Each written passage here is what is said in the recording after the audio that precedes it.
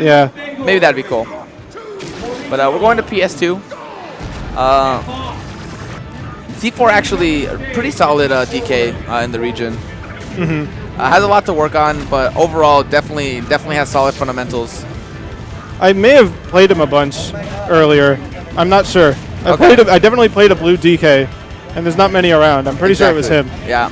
And AppleSmaush, aka Corey Games, someone who's been playing Melee since like 2005 or something. Yeah. Super solid Samus, so always get this watch.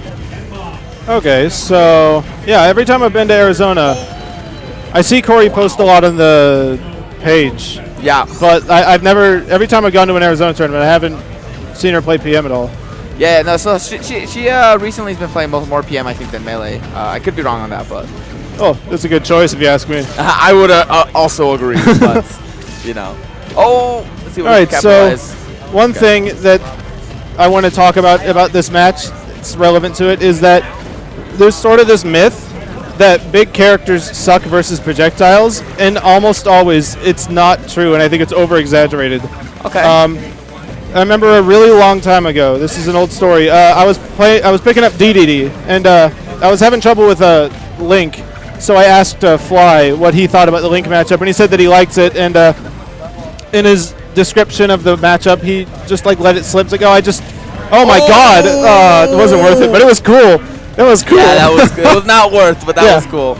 Anyway, he let it just like one of the tiny phrases he said is just, I just shield the projectiles, blah blah blah, and I'm like, huh. Just shield the projectiles? Because up until then I had believed that, like fatties just lose to projectiles, but he just shield them. And I'm like, all right, easy. Yeah, and I like went and played it and thought about that a lot. And then when I played a Link, I just every time a projectile came, I just tapped L, just like real fast, so and I block it. It doesn't matter if I power shield it. My shield never got whittled down, and it's like, oh, so it doesn't even matter. And then you slowly approach to the point where you're okay with. Yeah, and I'm DDD, so I could do that. Exactly. Like fat characters. There's no projectile that like really, besides Ivysaur's Razor, which does screw up fat characters. All the other ones are pretty inoffensive, and you can just shield them. That's and they're not very rapid, and you can deal with them usually. Oh my goodness. Yeah, I mean that's one thing that, especially in this game, where like big characters still have the ability of being fast in this way because of I think big characters don't get affected that bad by projectiles. Yeah. One thing that's interesting about Samus missiles in PM is that you could just very easily attack them to get rid of them. Yes. I imagine that DK could like approach with a Nair and plow through missiles to just hit Samus.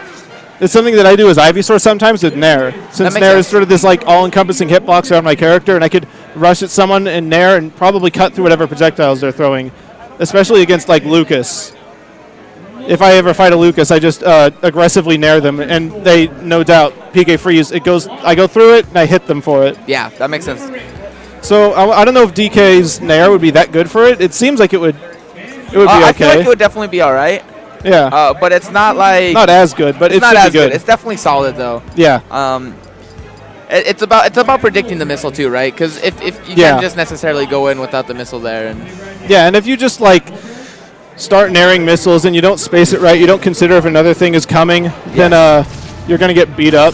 Exactly. I don't agree with going back to PS2. This is a mistake I saw IPK make brutally against ESAM at Tipped Off the other weekend. So one thing about AZ players, they love this. They love this stage. I don't like this stage. Really? I don't care for it.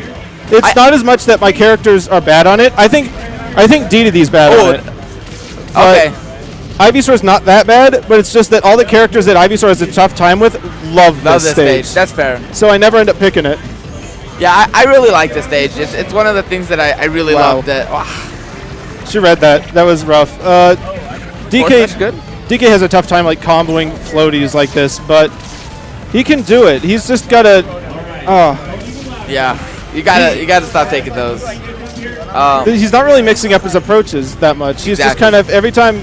He'll get hit by something, and then if you watch, as soon as he regains control of his character, he'll run forward again, or run jump. He just doesn't really take a moment to collect himself as he should. All right, so that's good. That was a good option. Oh yeah, that could have been it. Okay. That was real close. Yeah. All right, nice. That did not look like it was going to work. Yeah, I'm surprised. So I think DK should still be able to get a grab and kill off of it with a fair or maybe even a raw up air might even kill at this point if he can manage to get one. Oh, okay. Yeah, that was the good opportunity. Samus doesn't have the best air mobility. Okay, back air is good, but it won't kill.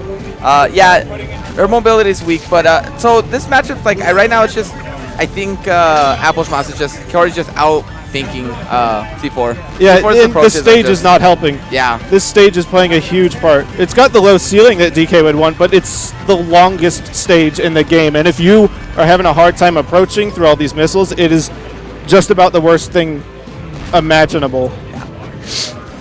He should have really gone to like WarioWare or Yoshi's. Yeah, Yoshi's would have been good.